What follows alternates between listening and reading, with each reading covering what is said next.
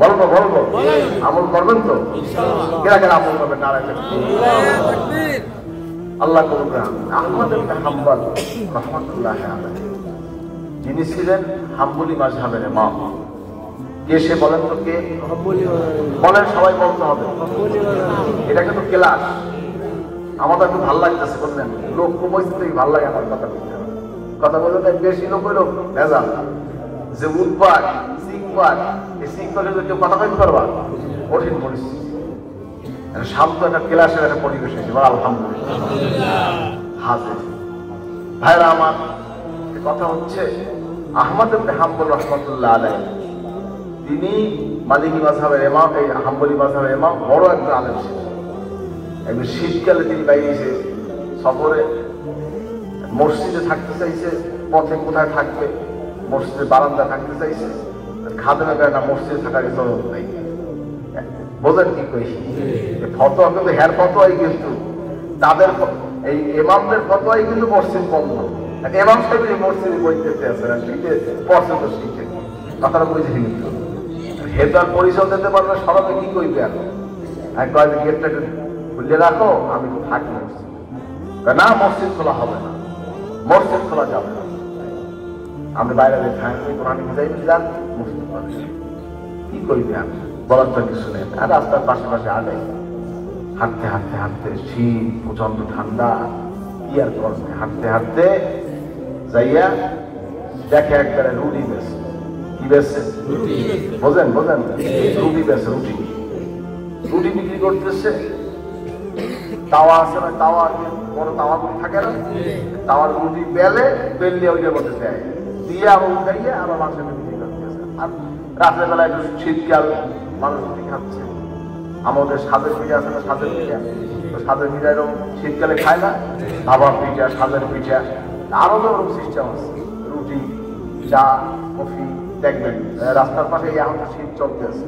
হ্যাঁ, এই আমরা যখন ওই আরবে ঘুরি, আমরা তখন ওই জর্ডান বলেন, বাহরাইন, ওমান, এবার আপনার যে কি বলে দুবাইতে, দেখবেন যে আপনার যে শর্মা, এটার গোস্ত দিয়ে শর্মা দিয়ে দেয়, একটা শর্মার একটা কফি, ব্যাস শরীর গরম চাঙ্গা। কথা বলছেন নেই? এখন ওই সময় তো অত আপনার ভালো ব্যবস্থাপনা ছিল না।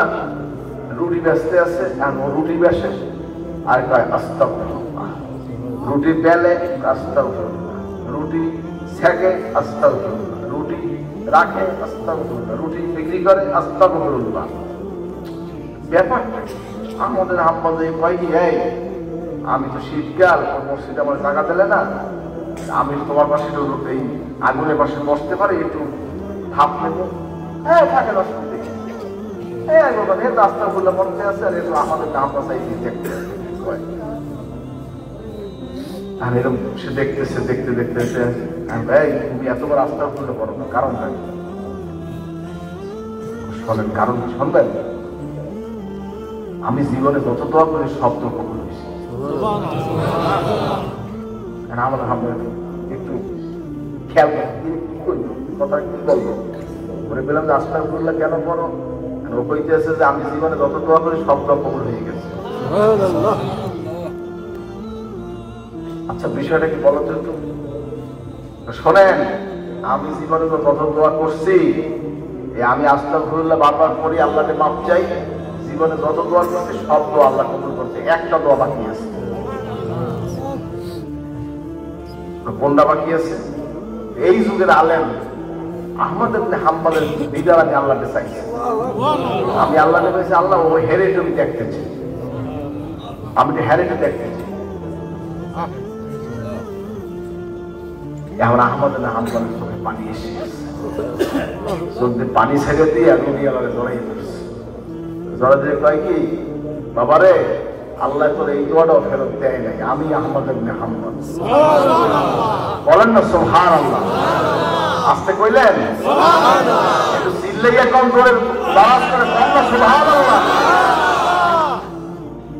দোয়া কি জিনিস বোঝেন? সামান্য কতটুকু? কয় সেকেন্ড লাগবে? কয় সেকেন্ড লাগবে? কয় সেকেন্ড লাগবে? ছোট্ট একটা আমল। আস্তাগফিরুল্লাহ, আস্তাগফিরুল্লাহ, আস্তাগফিরুল্লাহ, সুবহানাল্লাহ। হাজিরিন, যত বেশি পড়বেন সব মাফ হয়ে যাবে, সব পরিষ্কার, সব সাফ হয়ে যাবে। ওই স্প্রে কি বলে, ক্লোরোক্স দিয়ে সাফ করা লাগবে না। সুবহানাল্লাহ। আমল নামা কি ক্লোরোক্স দিয়ে সাফ করা যায়? সাফ খাওয়া যায়, খাওয়া যায়। আমল নামা সাফ করার মেডিসিন হচ্ছে তওবা, চোখের পানি। কাঁদবেন, ধুইতে থাকবেন, কাঁদবেন, ধুইতে থাকবেন। সুবহানাল্লাহ।